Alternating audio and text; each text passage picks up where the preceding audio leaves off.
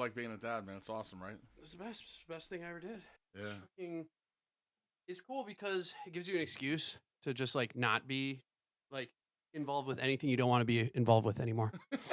Like It's true.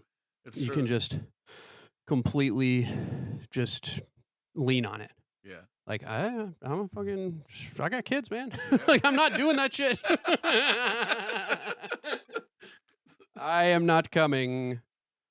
Not coming. It's also like I've noticed there's people that are like, oh man, we want to see you guys, and it's like, oh, we can't make it, but my mom's watching the kids, and it's like, oh, the kids will be there. Good. The kids will be there. It's like, did you really not care if I was going to be there at all? Because you seem pretty excited that my kids are like my mom especially, like she hit me with that all the time. Well, like I have a wedding. I have to DJ a wedding. Oh well, you're my wife Aletha. Lee can bring the kids, right? Like the kids are going to be there. And I'm like, yeah, I guess it doesn't matter if we're there or not. Oh, I see what you're saying. Like people are like your parents and in-laws and things are more interested in seeing the children than they are you. Yeah, because they get to live in like the greatest like side of it all. You know what I mean? Where they're like my mom tells this story all the time where it's like hysterical. Where she's like, my son had just gotten his license. He was going with a friend to like I don't remember where it was at. It was like, what's the mall that's like Robinson Mall. Robinson, yeah.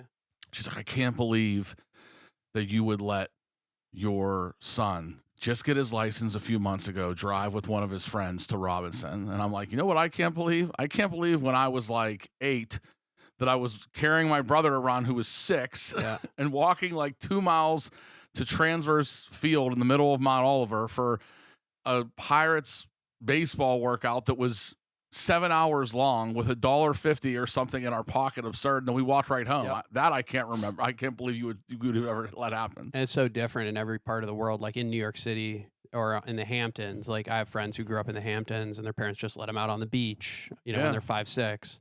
They kind of raise each other. Or in New York City, I've seen, when I used to live there in Brooklyn, there'd be 6, 7, 8-year-olds riding the subway by themselves. Yeah. Of course, this was a decade ago. And then, I've heard stories about like Iceland where people leave their babies out on the street. They just tie the baby to the lamppost like you would tie a dog. Dude. And it's just a different way of living. My mom said to me one time, we were going to New York when the kids were, Quentin was probably 3. I'd say Libby was like an infant, like strapped into one of those, like the Baby Bjorn, like the hangover move thing. And she was like, you better get, like you're going to New York City, you better get those leashes people have. I was like, I'm not going to be a leash parent. And she was like, Joe, do you have any idea how many people are in New York City? I'm like, yeah, enough that every single one of them that's a parent isn't equipped with a leash. She's like, what are you going to do? I'm like, watch my kid pretty close. I was like, it's a busy place for me and I'm an adult. What do you mean? But she just, I think it's funny though, because the shit that she lets my kids get away with, she'll be like, stop. You're being so hard on them for. And I'm like, you were on me for everything. That side of it to me is hysterical. It is hands down the greatest thing I've ever done. It's my favorite. All these different hats I wear, man. It's like my favorite one I wear is dad, man. Without question, it's the best. Yeah, I think what you're kind of touching on is how you raise your grandchildren very differently from your own children. No doubt. Basically, you react to the things you think you screwed up, like the mistakes you think you made, and you try to do this opposite thing with your grandparents. You spoiled your kids, well, you're strict with your grandkids. Yeah, that's true. You're too strict with your kids, spoil the shit out of your grandkids. Yeah, and it's kind of like, there's probably a little bit of an overcompensation, right?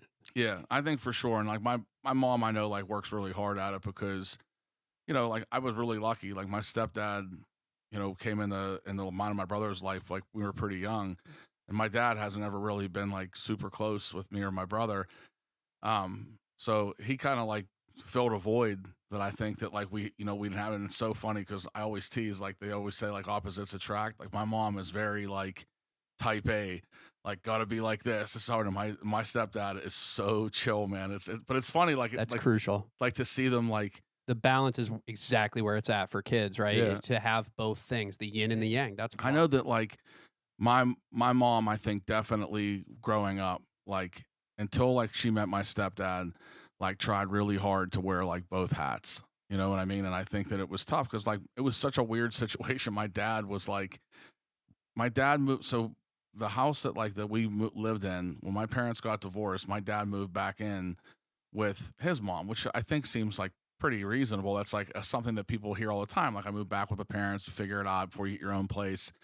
But my grandma's place was like we lived on at 416, and my grandma lived at 351. So like Wow. they could like yell from like the front porch or whatever. But like my mom, it was just so funny, man. Like the playing, like I know like with like growing up when we did, try to like make it work with like you're gonna watch it, have the kids on the weekend, all that stuff. It was like playing the ends against the middle, and it was like we never really left the neighborhood. Like not many people get to say that they are like their parents like got divorced, and it's like, oh, I got to go to my dad's for the weekend, and it's right there. Yeah. And I'm gonna go back to my mom's, and it's right there. I feel like the super wealthy do that, where they'll buy a place in the same neighborhood as a second house so that they can make it work in that way. Yeah. But it's rare for like us regular folk. Dude, yeah, absolutely. Absolutely, man. That's sick. Underdog. DJ Underdog on Dr. How do we Gold. start? Thanks for doing it, man. Thanks for coming on. No, thanks for having me, man. I'm excited to be here. Thank you. Yeah, that's sick. So let's start from the beginning. You grew up in Pittsburgh? I did. Yeah, I'm like I'm a city kid through and through, man. Little area, little pocket of the city of Pittsburgh that not many people know about. It's called Bon Air. It's like right in between Carrick and Mount Oliver.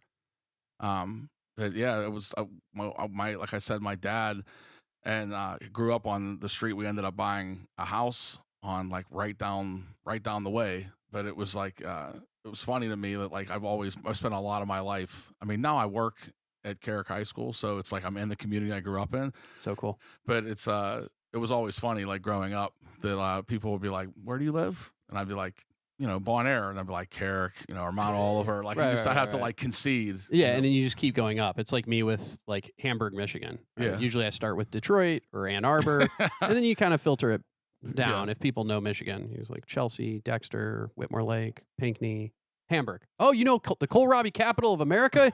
Let's go. So yeah, sick. So Bon Air, I only know it because I live in the South Hills now. So it's like you see things. But you grew up here and I guess went to high school, Carrick High, or so where you work or no? It was crazy that like my mom, she kind of couldn't keep me away from my friends. So like as hard as she tried, we went to go see. There was a little school in Bon Air that was awesome. It was like K-5, but they had like no gym. Like it was like literally, I think for 4th and 5th grade, we had it like in the same classroom. It was teeny tiny. It was like what I imagine it was like going to like, school, like a schoolhouse, you know what I mean? It was like this little teeny tiny school that like the cafeteria doubled as like the 1st grade classroom, and everything was dual purpose. And when you got to 5th grade, you had like these big decisions to make. So a lot of my friends were going to Knoxville Middle School, and my mom just had something that she was like, I don't know. She's like, I really, really want them to have an experience like similar to what I had. Like she wanted us to go to like Catholic, like middle school and possibly high school. And when we got to the middle school, she was selling like Central Catholic, like hard, man. She wanted me to go there so bad. And I ended up going for a short while, but I went to this little school that now has been knocked down. That is a big part of who I am. I think is I remember, just I have so many great memories of this little place, St. Basil's. But it's funny because like all these experiences like kind of led me around like right back to where I'm at like professionally every day. So I'm literally the building I go to every day and work at is probably a mile from like this school that means like so much to me. That like I said ended up being knocked down. They couldn't make it work. I guess it just got to like disrepair, and it ended up being like too much money. It was more money to fix it than it was to it was more money to fix it than it was to knock it down. So but like Pittsburgh, born and bred. I went to this little school, and my mom bounced me to the Catholic middle school, which ended up being high school, but she couldn't keep me away from my friends as hard as she tried. So I had vivid memories of going to Carrick baseball games and hoop games, and the football games being like the battle of the city. Thursday nights, I had a friend whose parents were also divorced that he used to come over and he would tell me these stories because he lived in the north side. When you're young, it was like even like now to a certain extent being an adult. we were like, oh, crossing that bridge, man, it's like scary. You're on the north side. It's like mostly north side people, or like strictly north side, south side, South Hills people, like hold on to what they know pretty tight. Yeah. But East End is kind of like the other. Yep. Right. Yeah. Which is where my mom actually ended up.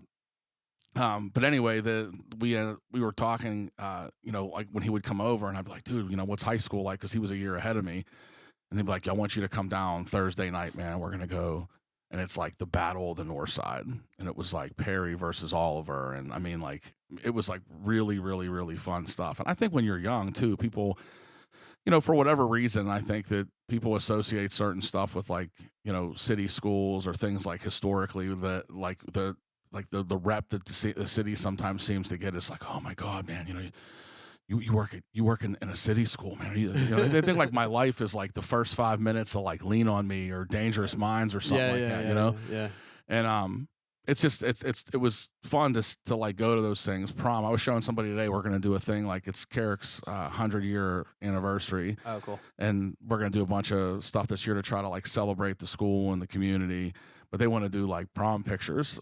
And I think when you're in it, man, you think like you're the coolest dude in the world, till you fast forward a bunch of years like I am, and I'm like, it's crazy cringy, But I look back and I feel like I was kind of although a product, I guess, in the beginning of Pittsburgh public schools, I kind of finished, in Catholic schools, but like the connections and the people that I've remained close with have always been like the folks I've ran into and got to know at that little school in the middle of Carrick, man, in St. Basil's. Did you play sports in high school too?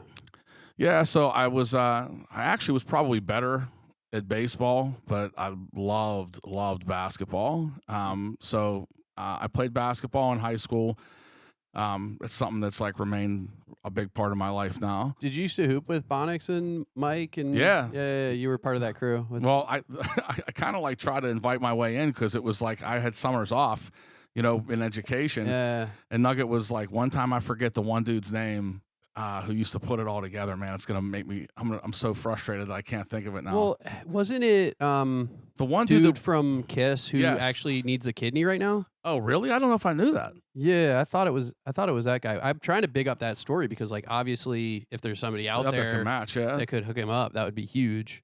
I think you're right though. I can't. He used to post stuff on like Twitter. Yeah. And it would start on there, and then it was sure like a text chain would go out, and it would be like hoops tomorrow, and it was always someplace like weird, It would be like Green Tree Municipal, weird building. Ass indoor courts, like it was at weird. noon, like bring a friend. Sundays at noon or something like that. They did a couple days during the week, and then they did something on the weekend. But I always laughed because Bonix is like. He'd come in like the Charles Barkley jersey, man. That was like his big thing. He loves Barkley, man. Yeah. And but it was cool to see those guys in a different way because I'd spend most of the time if I had to go watch them DJ like completely in awe of what they were doing, and it was just to be able to hoop with those guys, especially like very early into like when I got to know them, was pretty cool because a lot of that group like knew each other for a long time. They were like pretty close. It was Mikey and Bonix, and then McFly was kind of around. Yeah, so it was like McFly, like Jay Spin used to play. Yep. Digital Dave used to play. I never saw him out. Maybe this was before he had his kid. You know what? It might have been like early in the game. I'm trying to think because I don't know how old his son is, but I know that I'd have to imagine he got to be like close to high school age now, and this was a decent time ago. So maybe he was young, but it was like one of those deals that. You like the Tuesdays, man. The Tuesdays, Thursdays, we could get it on Sundays. I've always loved it, So pickup basketball is really fun, and I mean, for me, it's like I played a lot in medical school. That was really when I got like I was getting decent, Yeah. And, like for me, it's always been conditioning that held me back. I just I can run. Welcome to my world, man. My lungs just start hurting. I don't know what it is. It's something about wind sprints for 45 minutes straight. Yeah. It's just not my thing. And when I went out for basketball in high school, at my Catholic high school, I didn't make it past the first day. Not a lot of people know this story, but I just threw up and couldn't hang. Like it was just the first practice was just suicides. Yeah. Constantly until you gave up. I got like a cool story about something, not about someone throwing up, and certainly not, but well, I guess kind of about someone throwing up. I did a wedding last Friday, and this dude Garrett, that he was in 4th grade when I was 19 years old, and the guy who's this legend that I coached with, Pud, that was kind of his move. Like what you're talking about, like your experience being was kind of like his move, where he would be like, dude, you know, we're going to run. Like we probably won't touch a ball for some time. Nope. And I think it was kind of like, I don't want to say weed out the week, but it was kind of like, if you want to be here, that you're going to survive this part that sucks.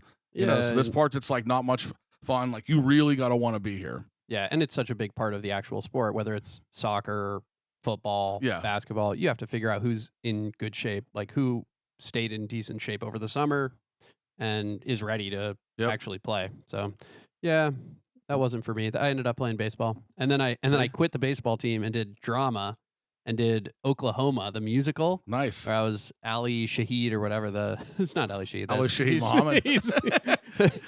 But B-Tips was Ali Shaheed Muhammad in Oklahoma. Some kind of Arabic name. I don't remember. A lesser known version of Oklahoma featuring the DJ from A Tribe Called Quest. We should do that shit. We should do Tribe Called Quest Oklahoma. You should see if he could do like the score. Dude, that would be amazing, man. It'd be like the Midnight Hour, his jazz band. Now we have to do Oklahoma, where the wind comes rolling down the plain with, Dilla beats. Just see what happens. I would love it, man. Huh.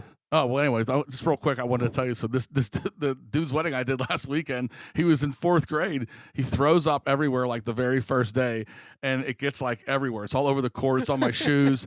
So I'm like, I've been joking for years. And he just got married last Friday. Nice. And he walked in. He goes, "Tell me when you're setting up downstairs." I'm like, "I got you." We get downstairs, and he goes, "I got something for you."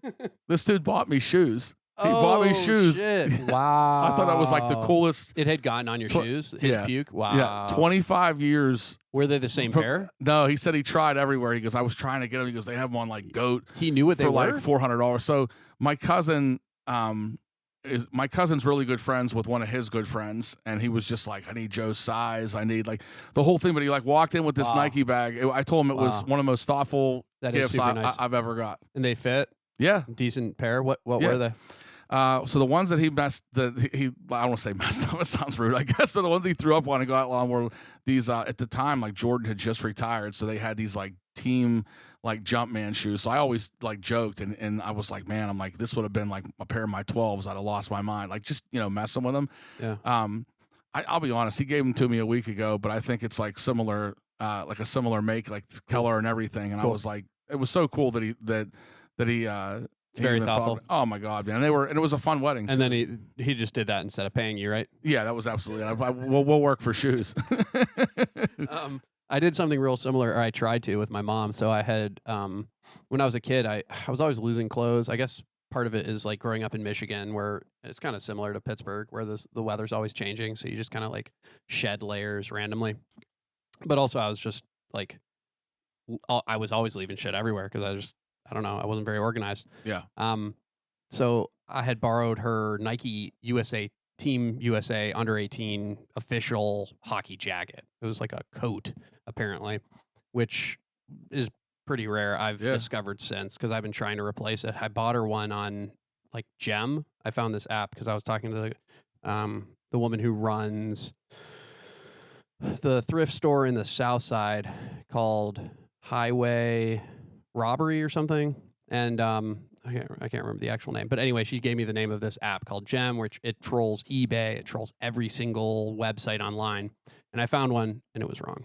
Oh, she said it in such a nice way, though, because it's my mom. She's like, it's beautiful, honey. It's perfect. The other one was a little different. It was like, the sleeves were white on the other one, so fuck. I still have, it's like 5 years later. I'm still trying to find that thing. Yeah. But yeah. So your mom was like an Olympic hockey player? So she was a teacher, man, too, for like my whole life. She taught high school for about 35 years, maybe more. For her, that's awesome. And she taught English for the most part, but she was also a sub in the Ann Arbor public school system.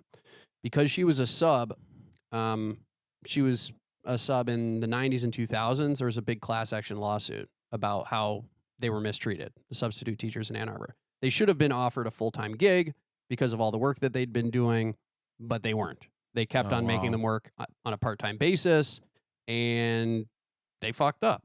Yeah. So they got a lawyer. They did a big class action lawsuit, and the settlement for my mom was a nice little chunk of change, and they had to give her a new job at or higher than her level. The job that they found for her was random. She became the United States National Hockey Under-18 team academic liaison. And what that mostly meant was keeping these kids from getting their girlfriends pregnant and trying to keep them out of jail long enough that they could get scholarships into college. Wow. Well, that's a pretty random job, man. Like, so I don't know if you know this, but every hockey player in America that they think can go to the Olympics because they're talented enough comes to Ann Arbor to train. I didn't know that. That's crazy. And so I got to be the stick boy for all these guys. Oh, and I got to go to all the games, see them play against college teams, beat up on college teams, these 17-year-old kids, taking down. I mean, they played Notre Dame and tied. Yeah. They played Michigan Tech and won one time. Like, they were unbelievably talented. Did that pull you towards, like, do you ever try, like I want to play hockey? Like, so being up around and seeing these dudes, it had to be like, I want to play. I was not that strong of a skater. I can actually skate better now, which is crazy. Like, something about becoming an adult, I got better balance or something, and I can actually skate decent now. But at the time, it wasn't my forte. Like, and also there was a big barrier to entry with money. Like, I was scrounging for that money. Like, dude, being a stick boy was super expensive, man. It was a travel thing. So only the richest kids in Ann Arbor were hockey players. Like, there was only one kid in my class who played hockey, and his parents were loaded. Like, so for me, it was like the equipment was super expensive. You know, I could afford maybe a stick, but I was like all this gear, and then plus you're young, you're like growing, so it's like it's constantly changing. Was there somebody crazy that you're like, I was a stick boy when they were there? Like, was there's a few. Andy Hilbert is one big one, and then there's a kid named Jeremy Jackson who was really amazing. My mom tells the stories better than I do, and I sat her down in this chair and she told some good ones. But yeah, there's some big names for sure. That's awesome. Yeah. Yeah. What a cool experience. Yeah. So were you a PE teacher, or how did you first get into teaching? So it's kind of what funny. did you do after high school, basically? What I did was when I was one of those kids that, like, my guidance counselor in high school was like, do you have any ambition, like, to do anything? Like, what do you even want to do? Like, I don't even know what to tell you. And I remember, like, being mad about it at the time, but I, like, look back and, like, the assistant principal in me now is like, she probably wasn't wrong to, like, really challenge me on it because I was out of time. And I had a guy that, to be very honest, I was like never thought a whole lot of, like, never got to be like close with, like, as close as I was with my middle school coach, and still to this day am. It wasn't like that with my high school coach, but he had camps in the summer, and he would offer the players, you know, a couple bucks to work as like counselors to kind of help run the camp. And if you go to my senior night with my mom walking me across the, you know, center court, it was like, Joe Mahalski will attend the University of Pittsburgh and be an accountant, or he's going to study accounting. And I never set foot on Pitt's campus. And I'm obviously not an accountant, but I thought it was like pretty cool, you know, that somebody could do something on Friday that, like, I would like only showed them like on Monday, and they like worked at a little bit.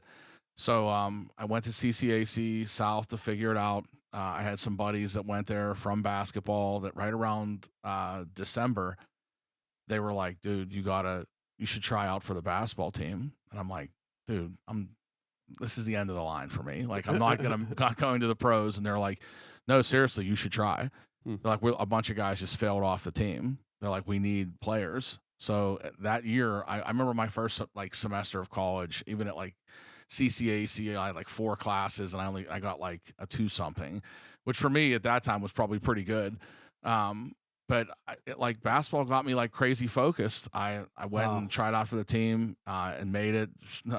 We weren't like, you know, I wouldn't say we were amazing by any stretch of the imagination, local guys, but, you know, we played against some talent that was like maybe there for a year and on to something else. Like right before I joined the team, all the guys were telling these stories about this dude they played in Maryland, and he was like, dude, he went to Allegheny Community College. He's unreal. He's going to be in the NBA. I'm like, yeah, right. And then it ended up being the following year, it was Steve Francis. I don't know if you remember, he played at Maryland and was a pro with like the Rockets and bounced around for a while. Wow. So I went to CCAC, and then I had some family that was at Cal. I finished up at Cal U, and at the time, I said I don't think I ever want to leave Pittsburgh. I just don't have like these dreams to like go somewhere else, and I wanted to be close to my family, and I decided that, from what everyone told me, they said elementary and special education were like really good jobs, like for men. That there were like not a whole lot of guys in elementary ed. That it was, if you think about like your elementary school teachers, that for the most part it's like a female dominated Yeah. part of education, and then special education, that like the area and like jobs were like growing. So like if you wanted to stay, like that was a good area. And Who told you that? Like, do you remember where you heard that piece of Yep. information? Yeah, absolutely. There was it's kind of crazy. This guy Mickey McGrain, he was the coach I had at CCAC, was like, if you don't want to leave, he was like, I'm telling you, study that. So I ended up getting an associate's in education there, and then I went on to Cal and finished up, in what felt like just short of a decade. But I did much better in school, and it like it really focused me. And then the following year, I came out and I got like right back in to like coaching. I got a job like right away. I was like really fortunate, because I know there's a lot of people that are friends of mine and colleagues that tell these stories about how they had to, sub for a million years. And similar to the story you said about your mom, like there were, horror stories people would tell that, like, so in the city, after like 40 consecutive days, you get like this big jump. So there's like a jump step. And if you're going to be on full time, you can get benefits. So if you're a substitute that's going to hang in there for that time, you get like one rate for the first 40 days. And then you get like this back pay that comes in. So like people were telling stories. They're like, yeah, schools districts all over Pittsburgh will wait till you get to that day. And then the day before, chop you right before you hit. The day before, they're like, we don't need you. Before you get eligible. And then the day comes and goes, and then they'll call you back and be like, hey, you know what? Actually, we do need you after all. Like, and people. Shiesty. Yeah. But it's also like they're trying to save money, right? It's not about, they're not profiting. It's not a for-profit enterprise. No. They're just trying to survive and make sure kids get educated, right? Like, I don't think my boy would want me to say the name of the district, but there's one relatively close to here that said that it's so wild that like he's in a district like neighboring Pittsburgh, and that there's so many people that are like hitting, like that love the district and stayed. Yeah. That like top scale, they're like, I don't know how we're gonna do it.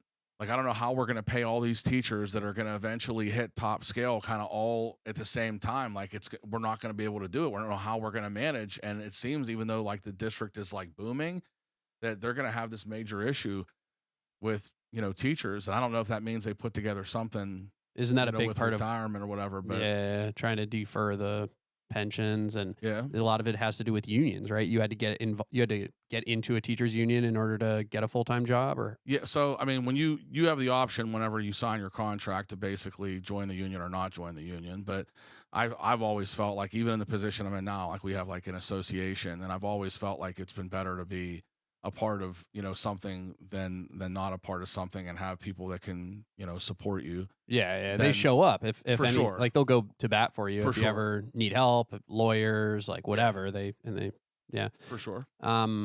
Interesting. So when you said you were coaching, was that basketball? Yeah. So when my first coaching gig, like I said, I was 19, and I was in college, and it was right around the time I was getting ready to try out for the team, but I wanted to stay close to the game. And the guy who coached me, Dave Puddup, man, it goes by Pud, just one of the greatest men I've ever met. He was like, when I was like a kind of a kid that wasn't really getting it right when I was in high school, like the gym door was like never closed. And he kept me around and like kept me kind of like close. Like, why are you giving your mom headaches? Why are you doing this or that? Like, people that he's somebody that I think that more people than I will, tell stories about for a long time. I think he did that for a lot of people. We used to go to this little spot after practice in Carrick, Anthony's Pizza, right across the street. And when I was in Basil's, that was like all the rave. You'd go and get their pizza bagels after a dance or on a half day or whatever. And, we'd go over there after practice, and someone would walk in, and, Paul would be like, I had them on my 1987, diocesan runner-up team. Wow. They have 3 kids. Their kids played for me. Like, it was just, it was the greatest, man. Like to be able to learn from somebody like him. I'm still learning. I talk to him all the time. But yeah, he gave me like an opportunity when I was real young, and I always try to stay close to it. Um, I got away from it for a little bit when like we were kind of talking in the beginning, like when we started, my wife and I started to have kids. It was just like I remember like when it was just my son, we're like, oh my god, man, this is wild. And then you have, two, and it's like, all right, you watch him, I'm gonna watch her. We're gonna try to keep our bearings. And then it was like three, speaking of basketball, you got to go zone. I mean, you can't go man anymore. It just was like a wild time. But my girls are into it now, so it's cool that I've got like kind of the payback on that, where I've got to like enjoy seeing them enjoy it as well. That's awesome. Are you coaching any of your kids or not yet? Yeah. So I mean, I coached my girls growing up, and then I'm sure that was like for them. I think that they would tell you that there's like positives and negatives to being coached by your dad. Yeah. But it's something I'll always cherish. Cool. Is the time I got with them, because I see parents dropping their kids off at the gym and coming back an hour and a half, 2 hours later, and I think all the practices, the games, AAU, I got all that time with my kids. You know what I mean? So I've with my girls that that played, my son's route was totally different, but it was always, to me anyway, it was like I'll always cherish it. But yeah, and I'm actually an assistant coach now at Baldwin High School with the boys basketball team. Amazing. So, yeah, Amazing. it's pretty cool. That is. There's somebody else who does some coaching, and it's not. I was trying to. I'm getting like these flashes of Mike Tomlin for some reason. Maybe because I see him at his son's like Boston College games and practices. Standard's the standard. Yeah, just like thinking about how cool it is to see your own kid succeed in sport when you yourself were an athlete and had that. It's such a cool thing, especially if you can. Listen, I wasn't much of an athlete, Yeah. but I mean, I loved it. So I look back now and I think like, the cheat codes and stuff like you see as an adult, you hope your kids, it's not just one of those things that as kids you're like, man, of course my parents would say something like that. And then you try to do it on your own. But I hope that they've learned a lot. My daughters work at it a million times harder than I ever did, so I'm excited. Even though, like I said, I'm not coaching them anymore, but like to be like in the stands and just, I mean, I've watched a lot of the kids that, are their teammates and stuff grow up. And I got to tell you, it's like, I would give every single success I've ever had in my whole life away if someone told me I could use it to buy more time watching my kids do stuff. My son is, he loves music. He loves to perform. He was, I'll be like, I guess, like the guy who's like bragging for a second, but he got nominated for a Gene Kelly a couple years ago. He was he's studying it now, and I see, like, it's crazy to me that I never thought something would like add up to the same like butterflies before like a big game, or watching my daughters play or a championship, you know what I mean? And it's so funny that like right before he starts, it's like the same thing. The same way I'm like hoping that they, play good defense or knock down a big shot, is the same way I'm like, I hope he doesn't like miss a line or, a cue or something like that, because I know that in the same vein, he works really hard at it, so it's so much fun, man, to watch. That's just awesome. To see your kids grow, man. It's cool. Was he Point Park or CMU? It's funny. Like I said a lot to people that like in Pittsburgh, that's like the go-to. Point Park is like the spot. You know what I mean? He's actually at IUP. Okay. Yeah. Nice. Yeah, there's a lot of like dancers that I've met who've done Point Park, and then I know like Carnegie Mellon drama is very strong. Mm-hmm. Outside of Pittsburgh, I'm not sure. I guess I think about maybe like New York City. Yeah. And Boston has some really, I think, strong performance. But you want to get as close to Broadway as possible, right? Yeah, I mean, I think that like the whole, with him, he's really excited now because I feel like the landscape has changed. So if you're somebody that's, an actor or performer, I feel like there's so many different, ways you could go, so if it's something that's like, Broadway is really important. I think that, for him, he loves the performance piece. And I think that although that's like the majority of his experiences in like musical theater. I think that he would kill it if he got a chance to be like, I don't even know, like like Jack Black's character in like High Fidelity, Yeah. like Yeah. like something like that where he got to like show like a good bit of his personality. Um, it's kind of interesting because he's probably the nicest guy in the whole world. I tell him all the time he's 20 years old. He's a far better man than I was. Well, I at don't 20. know. One of the nicer people I've ever met. I appreciate you saying it, but he's a better guy than I was at 20, and he got his stuff together a lot more than I did at 20. But he's it's amazing, man. Like to watch. I'm just curious to see like where you go, because I'm not gonna lie, I've had this conversation with him. Even like because it's like it's so competitive. Yeah. Like when you get out, you know what I mean. Like I'm curious to see like which kind of lane he takes. Because there's, like before us, it was like we were growing up, and I'm a little older than you are.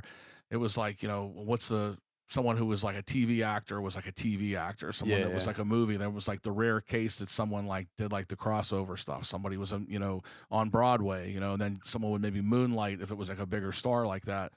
But, with streaming services and all these different platforms and exposure and things you can put out, I think that he has a ton of opportunity. So totally. Still, you wonder about just getting to Hollywood, getting to LA, getting as close as you can to the action. If you want to do that, if you want to do television, film, and then if you want to do theater, New York. But I totally agree. There's a lot of stuff, interesting stuff happening in Pittsburgh, for example, tax incentives in Wilmington, North Carolina, a lot of movies being shot there. They're calling it Wilmywood now. Yeah. Atlanta has become a big Atlanta's hub like, for so it's like the Hollywood of like this coast. Hollywood of the South. Yeah. So and there's stuff happening everywhere because of streaming and because of the technology. Right now, everybody's got a film quality camera in their pocket. I was talking to Mono's Best. When Chad came through. I'm going to talk about 3 different podcast guests now related to film. So when Chad Simon was on the podcast, that one's dropping soon. It'll be out by the time this one's out, obviously. Cool. We were Mo Knows Best came through too. He's Terry Hunter's production kind of supervisor, works with Jazzy Jeff, is on the road with him, does his kind of digital footprint, and runs their Instagrams and things like that. Yep. And he talked about not bringing a camera with him because he wants people to be relaxed. So he just uses cinema mode on his iPhone, follows people around, and when there's not a big professional looking camera in your face, you can be yourself. Yeah. And so the quality of the content that he's getting is actually maybe a little more real, a little more authentic. Exactly. Yep. Then the other guest to talk about, of course, is Cynic Lethal. So he came on, he talked a lot about all of the work that he's been doing on this comic. So there's some voice actors I think that he'll be working with ultimately, but a lot of it is animated and production, but still I think it's worth bringing up. It's very, very interesting, called A Wicked Tale.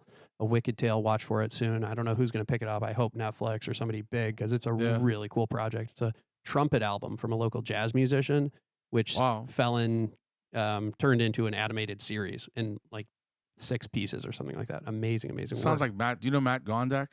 Nah. He's like, I met him through Nugget. I actually DJ'd his wedding a while ago.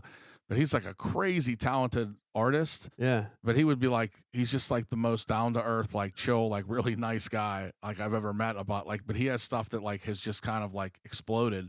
And it was like I don't know if you've seen like there's like all over Instagram, there was these pictures of like The Simpsons and like Mickey Mouse that looks like I don't know, like there was like an explosion around, like you see like parts of like their face like moving and all this stuff like that. And it's all him. Whoa. But he would like tell like Nugget, he'd be like, yeah, this guy hit me up, I'm gonna do some album art, for him, not like a big deal or anything like that. And then Future. Yeah, like that's like, so Nugget would be like, who is it? And he would name him and he'd be like, dude, this is like one of the biggest artists. Like, are you kidding me? Yeah.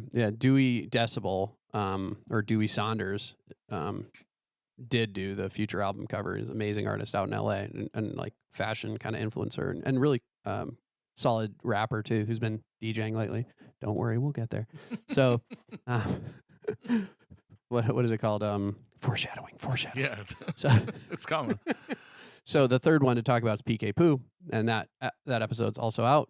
And he's been doing a lot of extra work. So I told the story of when I went and was a film extra when I was spending summers in Pittsburgh when I was in college, and went down to Mount Vernon and was an extra in a reenactment of the French and Indian War that became the visitor center film at Mount Vernon, Yeah. where we were filming it. But the battle we were filming was actually the one at the Forks, which was the confluence of the Allegheny and Monongahela River. Wow. It's all connected. Yeah, eventually known as Pittsburgh. Yeah. So, yeah, so lots of interesting kind of film connections. So, eventually you found music? I mean, was that percolating through the whole thing? So, it's kind of weird that, like, my brother went to IUP, and he, like, it's like things were just starting to kind of kick off, where it was like, you can listen to this radio station on the internet. You know what I mean? It's like early 2000s. He had a radio show at IUP, and I was getting married, and I got a buddy from like childhood, this guy Dan Cook, DJ Fifth Ace. He did our wedding, and he was like, listen, man, he was like, this is like kind of taking a different like direction than I thought it was. Like, it's actually like, like business is going really well. I'm taking on maybe a little bit more even than I thought I could handle. I'm looking for somebody else to kind of step in. I know you love music, but to me, I feel like I could teach somebody the music part, but like your brother would be like a really good asset to me, because he's like, I like to do private events, like weddings. He's already comfortable like speaking in front of people. He knows a little bit about like like what's going on. So I like ran to my brother, and I'm like, Jeff, you got to do this, man. This would be like perfect for you. Like, plus you're in college, you know what I mean? There's parties. You could be the guy, like that, someone could go to, and you could make a ton of money up there. And think about when you're in college, even if you did like a party for like $250, man, you feel like minted, over a little bit of money like that whenever you're in college. My brother wasn't all that interested. At the time, he said he just wanted to like wrap up school, but maybe when he was done, he's like, just that thought of like, if there were gigs in Pittsburgh, like driving back and forth every weekend would like not be ideal. And it's not that far, but, I told him, I was like, hey, if you're still considering people, like, I'd love to learn. And it was funny because like, I sit here now in front of like, literally 2 turntables and a microphone, but like, this is what I always like visioned, when it was like someone was talking about a DJ, and the technology was changing. It was like CDs at the time were like really big. That was like the cutting edge thing. It was like pre Serato, pre Final Scratch, like all that stuff. So I remember like vividly like going to this dude's like house, and he being like, you need to try to see if you can beat match like Where the Party At and Nori Nothing. Like I never play those songs, probably because I spent like hours trying to like make sure I had it like down when I was like first learning. But he kind of put me on. Well, not kind of, he did. He put me on in the very beginning, and I feel like I knew a lot of people from all these different avenues in my life, between sports or school, basketball, being in education. At the time too, I was like 24 years old, and I wasn't even all that, like, I didn't think that I would even, I'm like, oh, there's no way I could do it. And my wife was pregnant with our son, and had a really kind of tricky pregnancy, had like preeclampsia, and we had like a tragedy in the family, and they were like, you gotta like, basically you're on like bed rest until this baby is born. So I remember like hitting him up and being like, I gotta find another way to like put some money together to make sure like we're good till things balance at out. the time you were teaching and coaching. Yep. Yeah. And for the most part, I would say like I was like, it was mostly teaching then. And then the coaching stuff was almost a little more like casual. Right. At that point, like helping out with things. But yeah, then I got involved, and I don't know if many people remember it or not, but like I think of it now, like just like physically, that a lot of those, like before like the Pioneer like CDJs, those were almost like, they were like unicorns. Like somebody who had that, it was like, wow, man, that was a lot of money to invest. There were like these boxes that were like literally like this big, that you would like carry on the sides, like and they would have like a like It's a rack racks. mount. It's a rack mount CD. Yes. I remember that. Yeah. So you'd have like these little jog wheels on the top. Oh, and yeah. It was very much. Oh like yeah, that push was the button. standard wedding DJ fare For sure in the 90s and 2000, even early 2000s. No doubt about it. But we were playing like bars and stuff with them. The mixer's like way up here. You know what I mean? Like it wasn't like crazy creative stuff. I mean, beat matching is like that's where I kind of like learned like about like what it was. Well, I feel like he kind of set you up to fail because it's the Jagged Edge record and then NORE, right? So the NORE nothing is like a 92, maybe 94, and then the Jagged Edge record is like 114, right?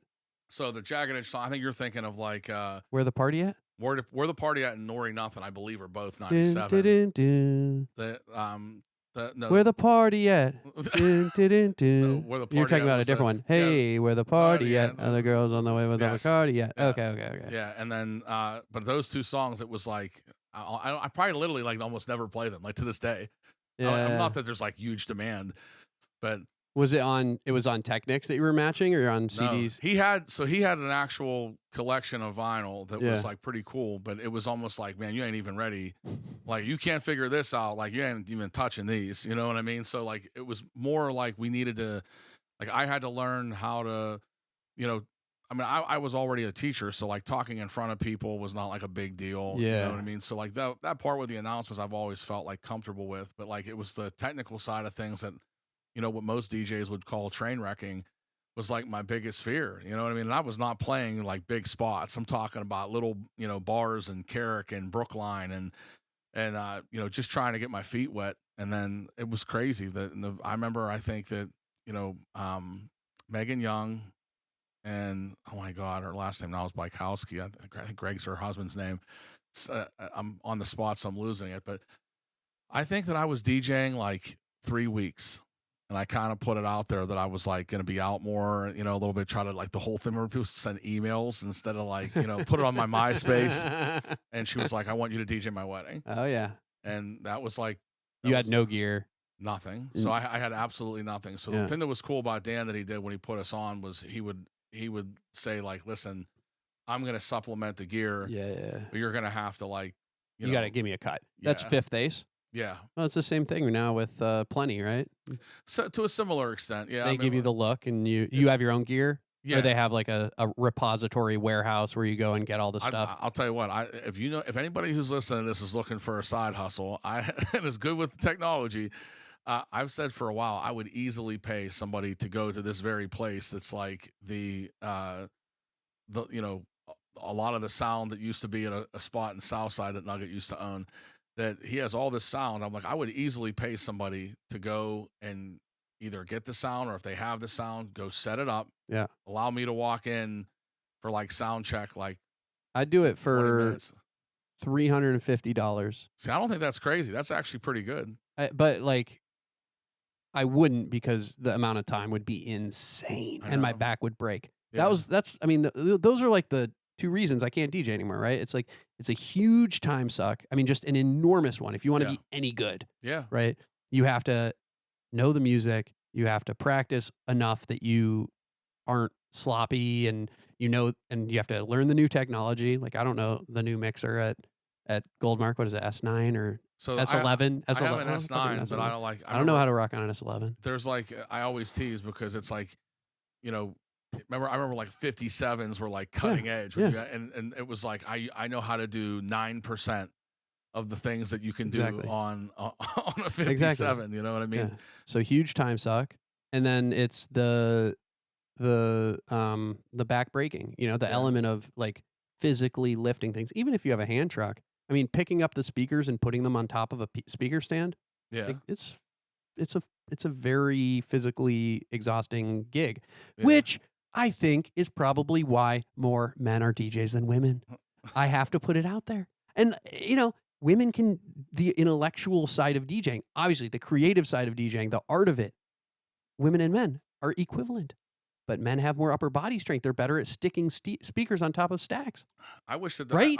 I've pushed for a long time saying that, like, I wish there was more female DJs, because especially like in this city, the only one for the longest time that I remember Cake. When I was, so I know that I don't know her that well. There's the one who made it out to Vegas. Yeah. She has done really well. I know. Yeah. She has that Maria Romano. Amazing. Yeah. I remember seeing her around. Yeah. She used to come to my gigs when I would rock in Pittsburgh. I mean, super humble. I'm not saying that there's not person. A couple, because there are, and there's some other people that I know that do it. But like when I first like kind of broke into like the crew of people that I think you and I both know, it was Flo.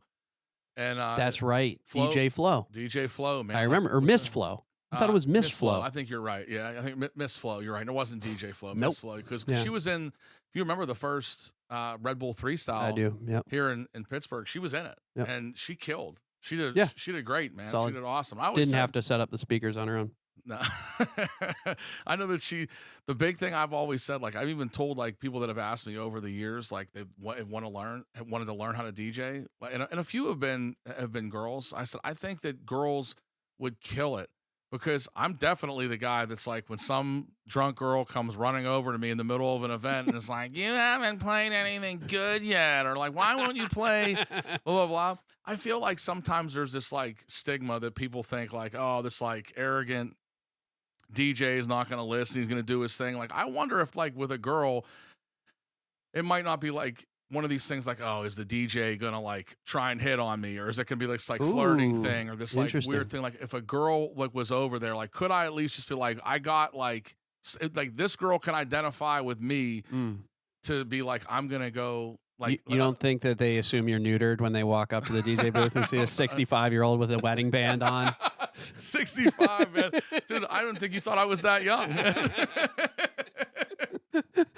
I love it. They're all just, he's probably I'm not saying there's people that run over and be like, oh my God, Underdog, and are fainting over there. I'm just talking about the cheesy dudes. Who's the best looking DJ in Pittsburgh? Maybe Jay Spin. I don't know who it is. Jay Spin might be the most attractive DJ in Pittsburgh. I don't know who it is, but I know who it's not, and it's definitely not me. It's not me. It's not me, baby. Who else could it be? I'm trying to think. I bet it's Jay Spin. He's a very good-looking guy. He's posted a gym pic the other day. You should have seen those quads. Well, he used to those quads were popping. He used to competitively like I think like. Oh yeah. Him and he had a girlfriend at the time. They were both like competitive bodybuilders. Yeah. I think he did really well from. I mean, that's like a world I know nothing about, but I think he did like really well from what I understand. I mean, clearly I know nothing about it. But I mean, I think he was. No, I don't think so. All natty.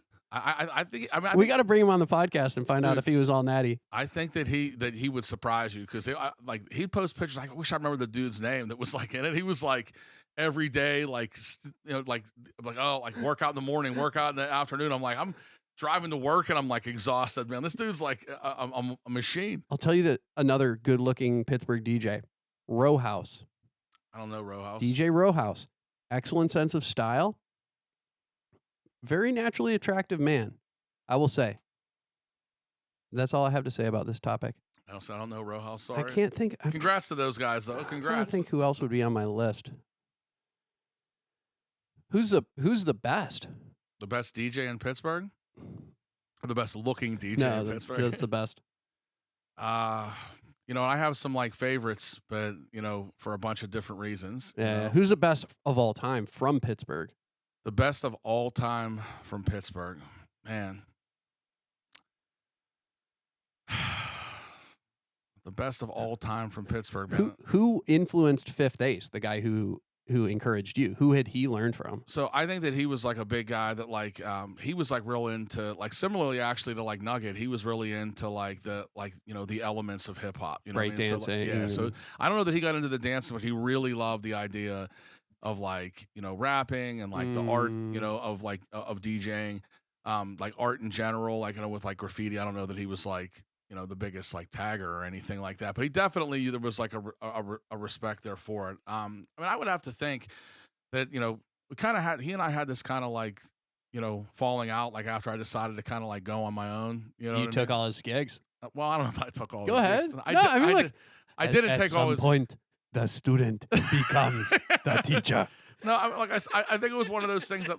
So I had a second kid. Like my oldest daughter, Libby, was born, and I remember being like, "There's no way I can manage this where like someone else is going to have like my schedule be like, you're going to meet a couple, you're going to go do this."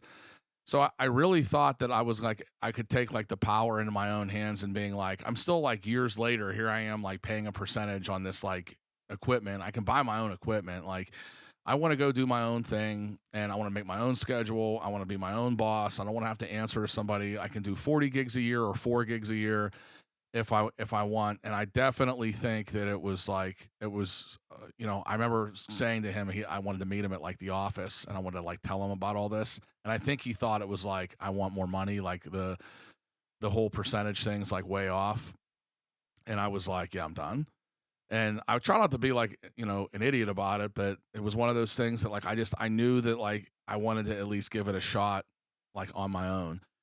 And I've been like crazy blessed, man. Like I can't even tell you, like, I left there with, I didn't have any equipment at the time. I had to like get on my own 2 feet. And there was a girl that I worked with, this girl, Rebecca, who worked this little, ironically, right across the street almost from where Nuggets Bar is now. There was a place that's lost, but it used to be a charter school.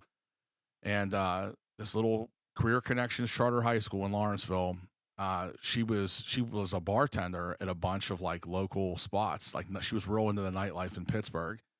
So one year on like Easter, she was like, there's a bunch of DJs playing like up and down Carson Street. Like you should go down and see them play. And that night I met Zimmy, I met Digital Dave, I met McFly. Like just like in passing, I met like, these 3 guys that I had saw names on like flyers and stuff like that. Quite a bit. And I think I talked to Zimmy for like 10 minutes and he was like, do you love hip hop? And I was like, yeah. And he gave me like tickets to see like De La Soul at like Margarita Mama's. He was like opening up for him. Tiny Giant. Shout out to Tiny Giant. Oh, dude. I mean, that was like those guys. I don't know that there have been, 2 DJs that have helped me more than Zimmy and Nugget. Like help show me how to use every piece of equipment, showing me, little things technically, like try this. I remember like mixing and like Nuggets, like he had like an office at his house when he lived in Brookline and he would be like, all right, man, it's 12:30. The place is packed. Like, what are you going to play? And I'd be like doing these like fake sets, like in the middle of his like office. And he would help me. I mean, like literally standing with these guys like this with needles they would be showing me how to put every single little thing together. Here's the equipment. This wire goes on here. Yep. I knew nothing. Like I said, I was doing. Remember that little wrench? Do you remember the little wrench for these little nuts on top here? You have to have a tiny little wrench. A little wrench, and then I still have. If you open up the blue case that like the Shure case that every DJ has. Yeah, I have a different one now. The one that it's probably better than one. Better. No, the Shure is better. I have this piece of shit Odyssey thing. The blue one that everybody the blue one is has. better. I wish I had that one. When I took it out, I remember like I think still to this day, like in my DJ bag, if I open it up, is probably that little wrench and the little screwdriver. Nice. Nice. That came what other random things go in the bag? So I have like I'd say a few different wires, couple different pieces of vinyl, and I'm like nuts about like. I got to have a backup for the backup. Yeah. So you have regular recory in there? Yeah. What goes in? Nothing that I think is like crazy. Like Michael Jackson Thriller? So Michael Jackson Thriller is in every DJ's bag that when they had to carry a record around like that's. I think I have that. I think I have Mo Money, Mo Problems is in there. And I think I have. I have to look as soon as I get home. It's going to bother me now. So I like never even. You can't be saved at the Goldmark. You can't be saved by the wall of records because there's actually no records behind you. There's no records in them. No. They were too heavy. Yeah. So it's all a fucking I asked that lie. same question. Right. Yeah, I remember Nugget told me that on here. I'm like, that's fucking terrible, man. Like, just build more supports. Like, literally just reinforce that. You want to be able to go thing. in there and be able You to... own the bar. Like...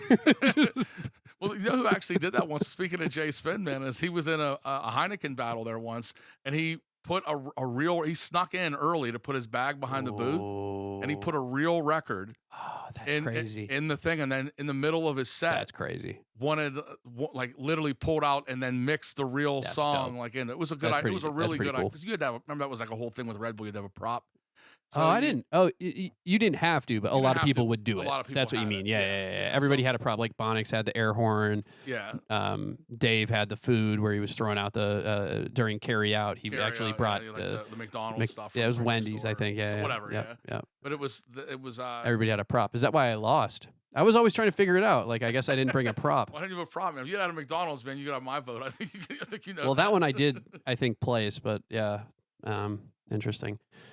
So, what do you think made you successful at DJing? Was it just you just liked it, or you felt like it was the fact that you could communicate with people because of the teaching skills, or you loved music, or you just what kept you doing it? So I think what still keeps me doing it, honestly, is I do love music, but I really love I found out like pretty early in DJing that like I found my like kind of niche.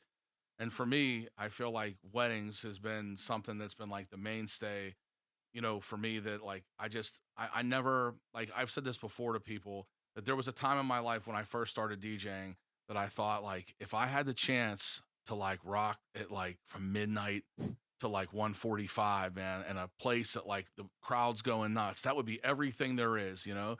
And I don't know that I ever really felt like that, but I would say like the last like hour and 15 minutes of like somebody's wedding where like the crowd's like good and warmed up. People come into weddings with like the best intentions. They just want to like celebrate with the couple that, and I think cause it's a sentimental event, people appreciate the fact that like, I've always tried to put like a personal touch on it. So like getting to know them, like we chop it up a little on the phone, and now I do like Zooms or Google Meets just to kind of feel like I know them a little bit better. I ask for people to send me like stuff from their Apple playlist or Spotify, like leading into a wedding, just so I feel like I can get an idea of like who they are and what they like musically. Because after all this time, if every single weekend it was like the same stuff over and over again, I wouldn't want to do it. Because I'm not gonna lie, leaving my house like tomorrow to go to a wedding, knowing that I have to like load in downtown and how every place to load in downtown sucks. Like, even though I know my son's gonna come with me and help me, like Dope. I hate the fact that I have to like I have to, get all my stuff together and double check. Do I have all the backup stuff? Do I have this for the ceremony? I'm like a miserable guy about that stuff until I get till it's like on. Like once I'm all set up and I'm going, I'm great. But like leading up into it, I hate that part. But I think that I don't know. I wouldn't say I was like I think I like the teenage version of myself, and I don't know if I like that dude all that much, but I've always tried to like really have like relationships have like opened the doors for me, so like in the classroom, working in schools, like working with couples. I feel like I've always been like that's something that's been relatively easy for me. That I'm not perfect at everything, and I'm not perfect at that, but I've always had like a pretty good idea on like how to treat people, how to talk to people, and then like, build like a good rapport with them. So like for that stuff, when people are planning their wedding, man, it's like one of the biggest days of their life. So like if you seem that you're interested and you're also excited and that you want to do a good job for them, and then you go and do your best. I feel like at the end of that, like people are gonna be like, man, Joe, he was like so nice about everything. He really tried to work with us. I know it meant a lot to him to do what we liked and that was going to work, and people had a good time. So I don't know. I've been really, really blessed because there's been years where I've done like, you know, like, like 40 some weddings, like, I don't know. To me, I know there's companies and stuff that do a lot, but like in the 40s was like almost every weekend, especially when you think of like, dead times of the year where you don't really have stuff. January 7th and yeah, no one's not a lot of people booking. February 3rd. Yeah, it's not like their big thing, but for me, I feel like that's opened doors tremendously. Wow, wow. Yeah, I mean, I think if I were to guess what probably made you so successful as a wedding DJ, it'd probably just be kind of what you talked about, the fact that nobody can say a negative word about you because you're just one of the nicest people in Pittsburgh. Oh, You're like the appreciate Mr. that, man. Rogers of DJs. And I'm gonna come in and change my sweatshirt. well, you and my did take your shoes. shoes off downstairs. I'm in your not house, everybody man. I'm has. not gonna walk around in your house with my shoes my on. trashed child mayhem zone. So yeah, it's probably that, like the fact that people, you know, people just want to work with somebody that is going to treat them decently. I think, you know, Yeah. it's so many attitudes in DJing and music. You could hire, you know, can hire anybody, and you end up with like a prima donna, somebody who tries to steal the show, steal the spotlight. Yeah. It's scary, you know. It's trying to hire a DJ for a wedding is hard. It's scary. You look at the reviews, you can't trust them. Oh, dude, I could do 2 hours just on that alone, man. Like the stuff that you have on there, it's like, you know, I wrote this article for Plenty, and it was, you know, when everybody's the best, no one is. You know what I mean? That's what, yeah, I remember reading that. And it was just, to me, it's like one of those things. Like, I think that like it happens a lot where like Nugget will hit me up and he'll be like, hey, there's a couple that wants to book you, but they just want to jump on a phone for like 5 minutes and like make sure that you're like not a complete idiot or like really arrogant or anything like that. And because it's crazy. If you go on, you know, one of those bigger websites or whatever, Wedding Wire, the Knot, all that stuff. And I think that they've kind of merged at this point. But like, I know that there's like bots that like you get like these messages that's like, I have a wedding next Tuesday, I'd love to hear more about it. And it's like, you obviously don't have a wedding next Tuesday, but it's like it wants to prove that the data shows that there was more, you got inquiries. So like these fake things, so it can go at the end of the year and say, you got 40 inquiries. I don't know how many you booked, but that has something to do with you maybe. Whoa. But you got all these things. Now, I don't know who runs it or how it happens, but I literally went to a wedding planner that in the very beginning, like I would say 2 months ago, I got hit up and it was like, I'm getting married at PPG Winter Gardens on 9/24. Are you available? Is the message I get through Wedding Wire. I write back, yeah, that's a Sunday, right? Congratulations on your engagement. I get this message back that's like, yeah, it's at Winter Gardens. It's on a Sunday. It's during the day, 11 to 4.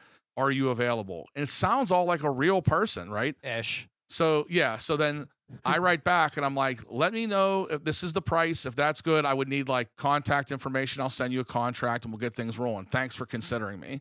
What they didn't know is that on 9/22, that Friday, I was playing at PPG Winter Gardens for a wedding. And this person never really answered me, wouldn't respond, wouldn't give me information for a contract. The minute I said I'm sending a contract or give me some personal information, they ghosted me. Mm-hmm. I hit up the planner and I said, can I show you this? Like, I don't know who they hired, but it was weird that I got hit up. And normally you guys will like reach out. She's like, that's not through us. She like had me send like all this information like to them, like the emails, our correspondence, that it was like all this weird stuff was going on.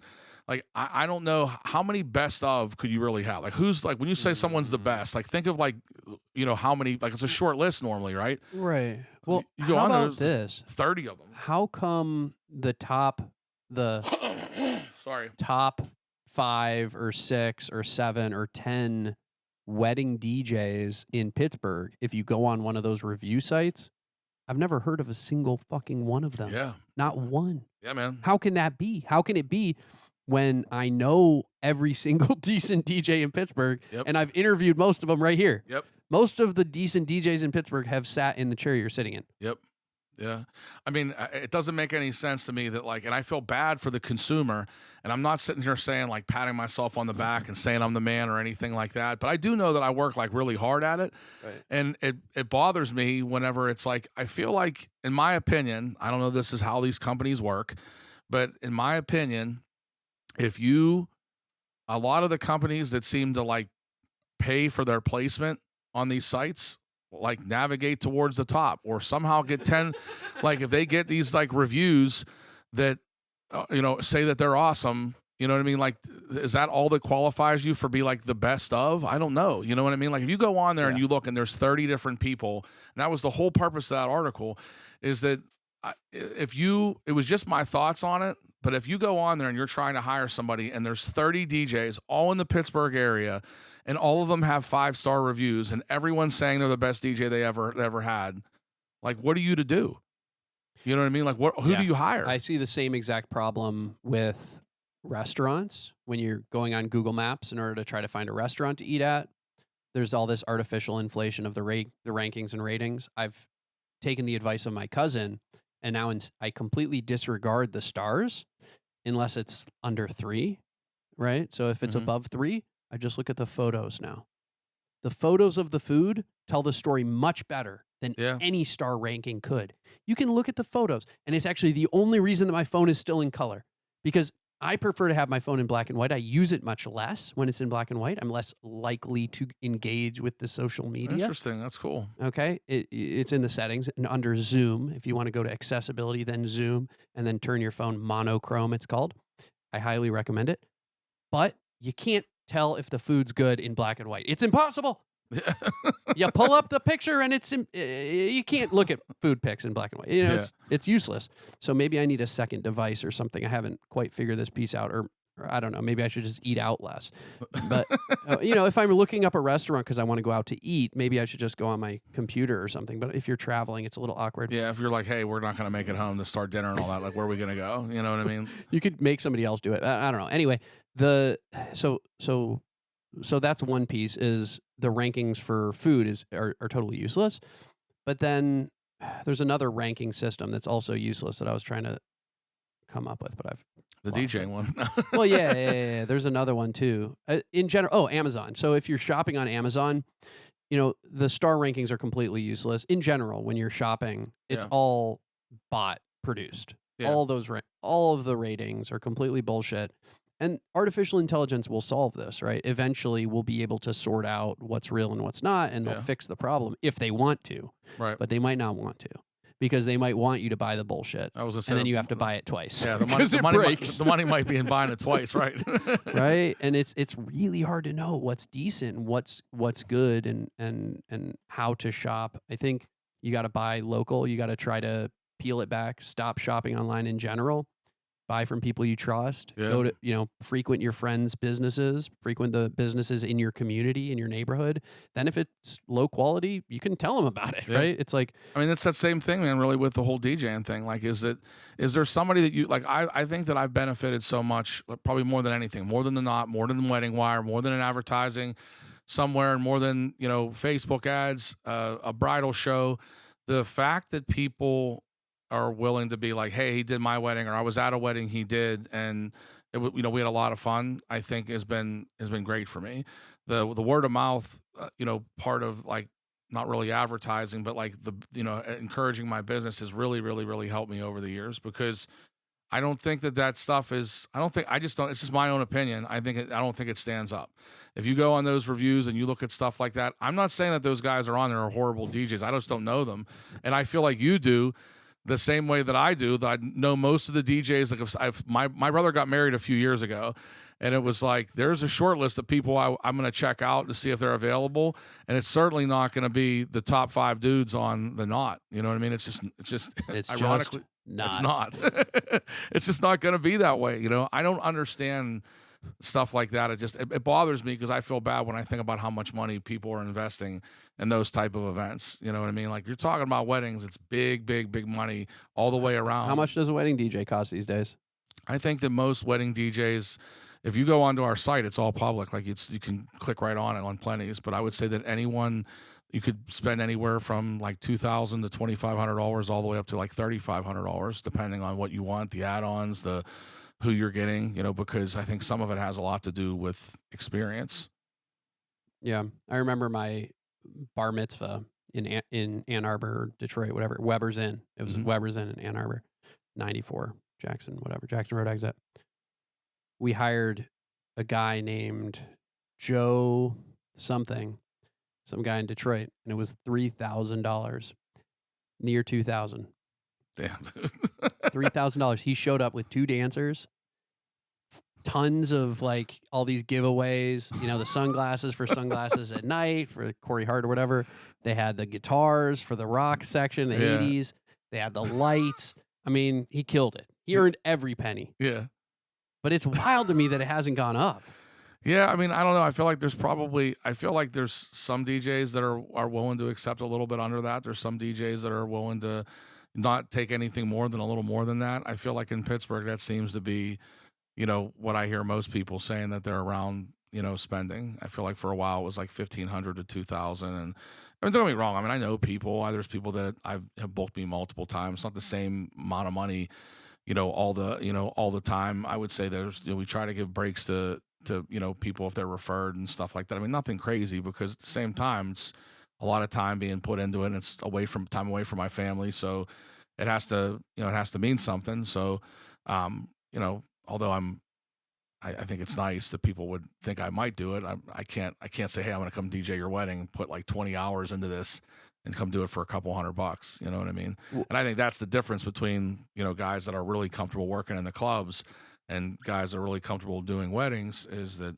one is like, you can put some thought into your set and then see how it goes once you get to the bar or the club, but it's like low risk. There's low risk. I mean, if I mess up a name or play the wrong song or whatever for an important part of somebody's wedding, I'm a story somebody tells, for forever. You're going to turn yourself into a meme. Yeah. I mean, I've had it happen. I'm not perfect. I made a few mistakes, unintentionally, but it's tough, man. What all are the requirements so how much communication is there beforehand? You have to, how many meetings are there? Like, how does it work? If I book you as a DJ to play our wedding, how does it work? So I tell people all the time, like I'll say, like right from the beginning, I'll do like an introductory email and I'll give them my cell phone number. And then, normally I would say that there's not a ton of correspondence in the beginning, but as it like gets closer, I'll be like, hey, just like thinking ahead. Like I have like a sheet that like people fill out with like the stuff that they want. I always say it's like almost like an a la carte menu, what they might want for their wedding. I'm like, cross out what you don't want, write in what you do want. Like we'll go over names, pronunciations. Like, what are you thinking about songs? Start to think about like playlists you might be interested in sending me. If you're cool with that, I would love to hear, like what's the going to the gym mix? What's the long drive mix? What's the stuff maybe for bachelor or bachelorette weekend? And, that to me has really worked. And then when I do something, I used to do face-to-face, but I found out like when people were all over the place, sometimes out of state, and then through COVID, it just went strictly to like Zoom is so much easier. So they get so like 2 or 3 Zoom meetings, or how does it work? I would say the one there's one for sure, but I would say that we talk a bunch of times leading in, and then can happen over text. Like they for can sure. send you pictures of like I literally have one. Like someone, this is like the wedding I'm doing tomorrow. Like somebody texts me like on the way here where they were like, oh yeah, they're like, this is a great song. Like just to give you like an idea what I might it's really a lot of work, man. Like this is like their stuff that they wanted to like hear tomorrow. You know? Yeah. But if they get your cell phone number, that's a lot of work. I mean, it's crazy how like I think people don't realize how significant of a commitment and sacrifice that is to give somebody your cell phone number. Yeah. I mean, I try to tell people I have a daytime job. I have a wife, 3 kids. Like, I'll do my best to be as responsive as I can. But my goal is like a month out, we do the Zoom meeting, and then the week of, I'll just like touch base for like 5-10 minutes on the phone real quick and say, hey, everything we went over is still cool, right? Yeah. And that's normally how we like touch base. So do you like playing the dinner music? That was always my favorite part.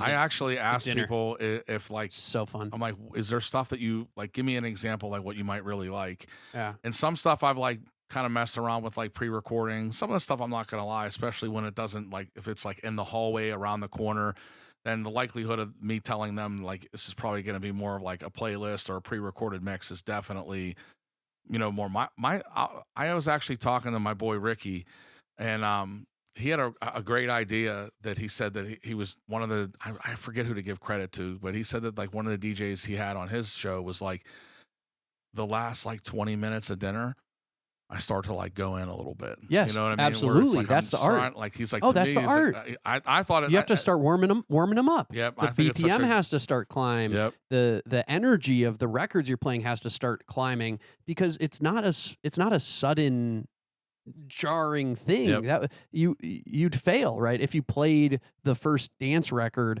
after just a country song or whatever you were doing during dinner, slow jazz or the girl from Ipanema, you're not going to go from the girl from Ipanema into whatever your big Get 'Em on the Floor record is, which might be I Got a Feeling by the Black Eyed Peas, or I'm not sure what you might use. I mean, I think most people, I laugh all the time because I'm like, it's probably been a first song for most DJs for like years and years and years, man. But I'd say some variation of like a Michael Jackson song that like started out like never really seems to fail. Like it's just a Billie Jean. It's like I'm real big. If I had to pick, Want to Be Starting Something, I've used I Want to Be Starting Something. My big one, my go-to, man, is The Way You Make Me Feel. Okay. And, yeah. I love the fact that you can introduce all of these records with the themes of love during a wedding, and you get these kind of extra points. Yeah. Of course, the other side of that is you have to stay away from some records, which might be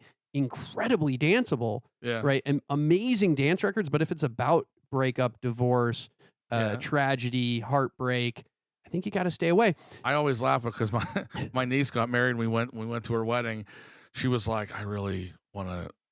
I want to have like a beautiful day by U2 play like as the ceremony's done. Yeah.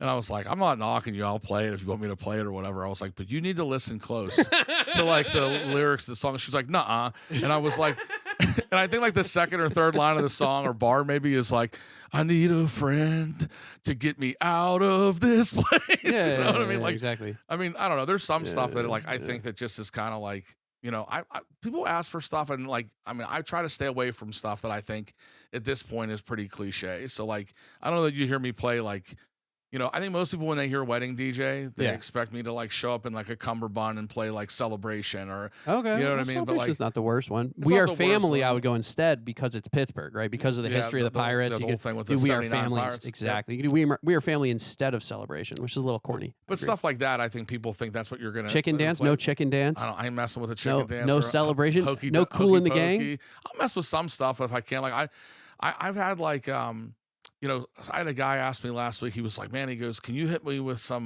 Commodores?"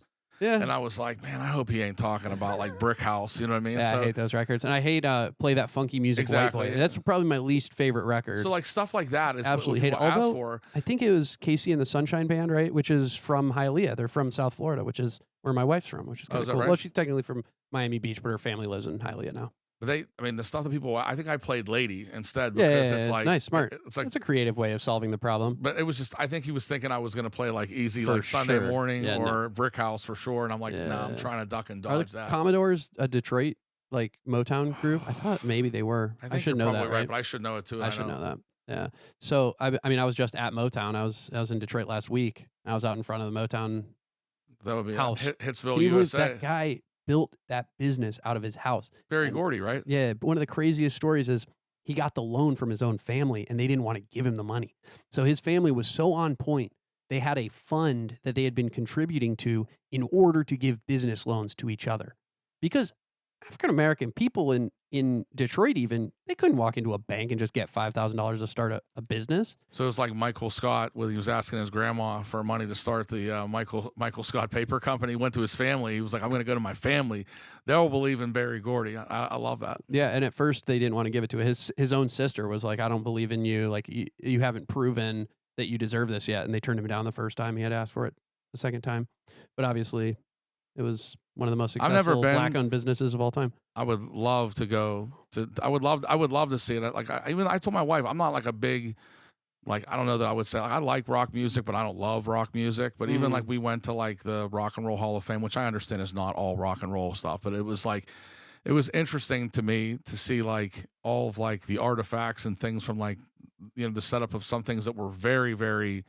Like to me, the stuff that was like I only saw on like TV. I would love to see stuff like this is where it all started, like right where we're standing. I think would be amazing to see. Last time I was at the Rock and Roll Hall of Fame in Cleveland, I did karaoke for Eminem. I did The Way I Am, or I think it was The Way I Am.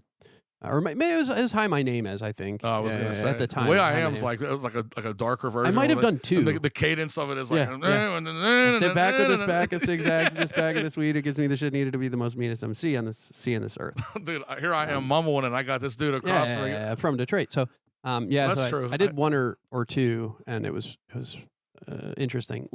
I still do Stan with my best friend Ant Smith. We'll do Stan kind of together. Yeah, trading verses and kind of helping each other out. So it's a big hit. Yeah, that's wild, man. I would say that's pretty impressive. Do you remember hitting the big performance he did with Elton John when he did with Elton John on the Grammys? Can't forget it. Yeah, and of course, I mean, there's a lot of significance behind that performance for multiple reasons. For sure. Yeah, it's unforgettable. Yep. Grammys used to matter. Those award shows used to matter. Something about the internet just killed it, right? Yeah, I feel like they're like the allure behind them just seems like there's not like much excitement before. Like, I mean, I remember like, you know, there was a time even like growing up, like MTV, you know, there was like this big thing where like MTV turned the switch where they were no longer like just like playing music videos. It was like, you know, like when I was in like getting into high school, that was like the age of like, you know, The Real World and Road Rules and you know, like where the competitions that are like still on TV, like the challenge and stuff like started, but there would be like, you know, all these different like kind of avenues for like music to be like incorporated into stuff. And you would wait to see the videos, Total Request Live. And then, you know, you'd watch, they had just a movie awards, and then they had just a music awards. And now I think that they're combined, and then they do the movie and the music awards together, because I just don't think it's as big as a deal. Like, it doesn't seem like, you're right. You're right. It doesn't seem like people care the way that they music once did. videos don't really matter as much anymore either. It's real weird to me. Like, people don't see the video. I took my son to go see, we went, me, my buddy Ricky, and my son went to go see Blink-182 when they were just we saw him here. Were you at the show? Yeah, I was there. They were awesome. Yeah, unbelievable. Up on this, platform. Yep. They were amazing. And Travis Barker up on the platform, just like floating above the band. I was going to say, like, half the show just he played sick. 20 feet above him, it felt like, but any event. Sick. Yeah, they're so good. Mark and who's the other member? Travis, Mark, and Tom DeLonge. There you go. So they the stuff that they had. Have you listened to their new album yet? I mean, I didn't listen to any of it. They played some of it. They played some. Well, they played the one song off of there or whatever. The new one. It's I can't think of the name of it, but in any event, it's the one that was the single before Edging, before the tour started. But I said to my son, I was like, they put out a video called One More Time for a new song. It's like the next single off of their album, and they took like this like green screen, and it was like them at like Lollapalooza, like them like on the set of like these like important videos of like, kind of like from when they started moving all the way up. And I'm like, it's such a cool concept that it like shows where they are now, but it like shows them kind of like growing up. And I was like, I don't know that anyone's going to talk about it, because nobody watches videos anymore. Exactly. Like, no one pays attention to stuff like that. I mean, if you go, I can't remember the last time I went on even YouTube to be like, I want to watch, a new music video. Like, can you imagine, like, I say this all the time, like growing up, my brother eventually like had like the computer like in his room when like my family finally got a computer, like it was in his room. I had a TV, like no cable on it, but I had a TV.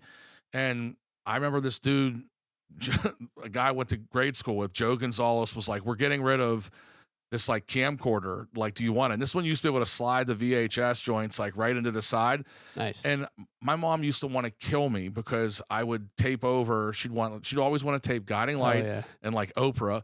And I would like stop it so I could get like Rap City, The Basement. And I used to set timers with the light from our living room that she'd want to go on at like 8 p.m. or something like that. I'd use it so like the Hot 9 at 9 would tape on my cassette so I could listen to it the next day. All this stuff we had to like wait on and be like, man, I hope they play this video or this song, or I hope this song makes the Hot 9 at 9. Like, kids have like instant access to immediately. And there's like, and it's a form of like music that I think of like, man, what a cool like video. Like, I'm not saying I'm the biggest, I wouldn't like say I'm the biggest, like say Maroon 5 fan, but like last week somebody was like, oh, I want Sugar to be the last song of dinner before we do our first dance. I just love that song. And I said, did you ever see the video? And they were like, no, I like the song. I've never seen the video. And here, like, I mention it to people, especially people getting married. Have you ever seen the video? No. They must have like had some kind of like contest, and they went around for like promotion, and they played Sugar at people's weddings. They went all over California. Wow. That's pretty cool, actually. So they went from like wedding to wedding playing. It's a good cake song, right? It's a decent like cake cutting song. Yeah. I actually really like singing that song because of the falsetto on it. Yeah. I'm not going to do it right now. I don't think. I mean, I'll tell you what, it'd be pretty impressive. Yes, please come and put it down on me. See, you got right here, Eminem right and here. Maroon 5 all in one thing. Come and put it down on me. Show me good loving in my life. I like it, man. Want some more sweetness? Is it right? Right here. Let me. Won't you come and put it down on me? He sings it all up there. Yeah. I like it, man. So thanks, bro. So the other big song to jump back that people screw up and play during their weddings, which makes no sense, is Whitney Houston, right? Yeah. I Will Always Love You, which is a breakup song. Yeah. Absolutely a breakup song. Yeah. People want it as their as the song when you walk down the aisle. You know what's crazy? That I don't know that I play that one as much as one that like I feel is offensive, but people ask for more is Gold Digger. Wow. By Kanye West. And I'm like, man, I don't know that this is like it's inappropriate. Yeah, I'm like, I don't know why people would want this. I don't know. So I try to be like, oh, you like Kanye? I'll play like Good Touch Life the or Sky, Good Life. Yeah. It's weird though that Champion. Like people ask, I like Champion, but it's weird that people like, to me anyway. I'm like, it feels like inappropriate to be playing at somebody's wedding. Yeah, I wouldn't get down with that. Tell me what else you want to talk about. I got to go to Freddie Gibbs. We're gonna have to run it back. We're gonna have to do this again, man. This was so fun. No, I appreciate it. I haven't got a chance to chop it up with you in a long time. Good excuse. It was fun to be like, fun. just to like, I'm gonna like, I didn't know that we actually started. You know, we just sat down and we just started talking about your kids, and I really appreciate the opportunity to come over and be on. You know, but we can. I'd love to do a part 2. But like the stuff with the kids, man, blows my mind. I know, dude. Your son's like over here, like future architect. Maybe he's building cities out of Legos, man. He wanted to show me everything. I love that. Some people are like scared, to like jump right in. That's cool that they're he like loves it so much, man. Every podcast guest who comes over, and I think it's really good for him too, because he sees all different people from every walk of life. Like he'll, he sees every kind of person. Like I had somebody, that I met on the internet on Instagram who breaks into buildings. Like he's a urban explorer. Yeah. Probably was in that school I was talking about. Face tats, covered in ink. Like he's just a different type of dude. Yeah. And I've had, every, type of person that you can imagine. Like it's a diverse group, right? Yeah. And I just think it's good for kids to be exposed to that, especially when you're young and you're kind of just in the home.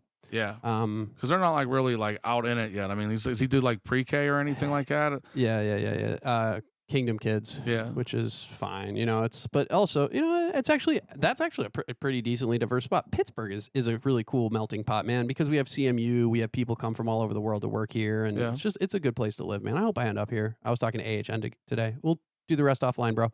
All right, thank you for coming on. Thank you so much for having me. Appreciate you. Underdog, DJ Underdog. Wait, what does the name come from?